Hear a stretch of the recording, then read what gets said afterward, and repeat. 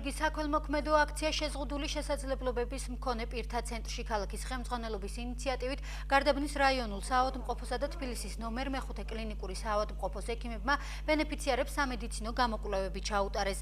ფსიქიატრმა, თერაპევტმა, ნევროპათოლოგმა, გინეკოლოგმა და სხვა პროფილის ექიმებმა კონსულტაცია 60-მდე ბენეფიციარს და მათ მშობლებს გაუწიეს. ორგანიზატორებმა აქციის ფარგლებში შეზღუდული შესაძლებლობების მქონე ცენტრს საჭირო მედიკამენტები და ჰიგიენის საშუალებებიც გადასცეს. ზაქარია დარჩაშვილმა კი ექიმებს მადლობის სიგელებიც გადასცა.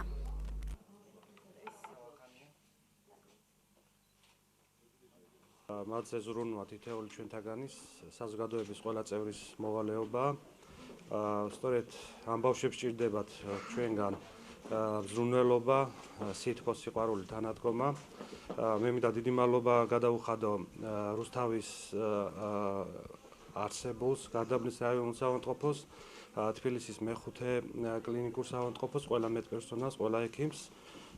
ტარდება უფასო აქცია. ამ აქციის ფარგლებში დაგეგმილია უფასო გამოკვლევები და შესაბამისად უფასოდ მედიკამენტებით უზრუნველყოფა. ქალაქ რუსთავის მერის ინიციატივით ტარდება ეს აქცია. აქციაში მონაწილეობენ გარდაბნის საავადმყოფოს ექიმები, ასევე ქალაქ თბილისის ნომერ მე-5 კლინიკური საავადმყოფოს ექიმები.